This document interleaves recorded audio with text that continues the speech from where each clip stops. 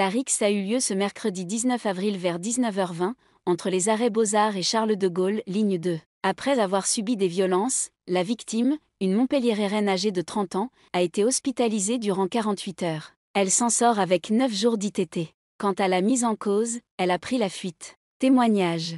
Une jeune Montpelliéraine, âgée de 30 ans, a été violemment prise à partie dans un tramway ligne 2, ce mercredi 19 avril, vers 19h20, en rentrant du travail. Alors qu'elle était installée sur ces espaces qui mettent en face à face deux banquettes doubles, un couple est entré à l'arrêt Beaux-Arts et le monsieur a voulu s'asseoir à côté d'elle. Détentrice d'un ordinateur portable et d'un sac à main, elle s'est dès lors poussée au maximum sur la droite, côté vitre, tout en croisant les jambes pour laisser le maximum de place possible. « Dégage, tu ne vois pas que tu gênes ». C'est là qu'une jeune femme d'une vingtaine d'années qui était assise en face de moi m'a dit « Dégage, tu ne vois pas que tu gênes ». Je lui ai répondu qu'elle n'avait pas à me parler comme ça et que je ne pouvais pas faire plus.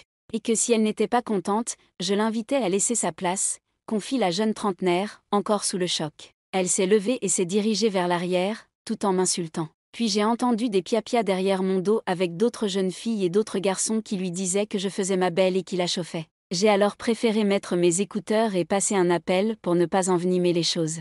Viol, coup derrière la tête. Mais alors qu'elle pensait que la situation allait se calmer, elle a subitement reçu un violent coup derrière le crâne, qu'elle imagine avec le genou ou avec le coude. Et sa tête a frappé la vitre. Après avoir été sonnée quelques secondes, ressentant une sensation de déjà-vu, elle a fait une crise partielle d'épilepsie dont elle est sujette, elle s'est levée à son tour et s'est rapprochée de son agresseuse pour lui dire que ce n'était pas des façons de faire. Mais là, c'est à un déferlement de violence dont elle a dû faire face. Elle m'a directement attrapée par les cheveux et a commencé à me frapper. J'ai saisi également ses cheveux pour me défendre mais elle est parvenue à me faire chuter au sol. Et là, je pense aidée par d'autres passagers, ils se sont acharnés sur moi à coups de pied. Des gens se sont interposés pour m'extraire de ce que je qualifierais de lynchage en règle. Puis j'ai pris mon téléphone portable et j'ai appelé le 17 tout en disant au conducteur de tram d'attendre que les forces de l'ordre arrivent pour que mon agresseuse ne prenne pas la fuite. Malheureusement, sous la pression de plusieurs passagers qui avaient peur de louper leur correspondance et voulaient rentrer chez eux manger,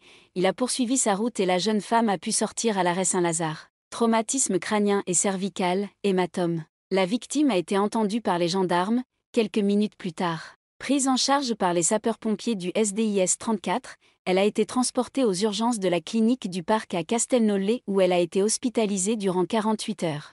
Elle s'en sort avec 9 jours d'ITT, sous réserve de complications stipule le certificat médical, résultant d'un traumatisme crânien avec perte de connaissance de quelques secondes, associé à un traumatisme cervical. L'examen fait aussi état d'hématome au niveau des membres inférieurs et supérieurs ainsi que sur le thorax, et d'un arrachement important de cheveux. Plainte déposée, enquête en cours. Une plainte a été déposée en gendarmerie et une enquête est en cours pour tenter d'identifier la mise en cause qui a été filmée par les caméras de vidéosurveillance de TAM.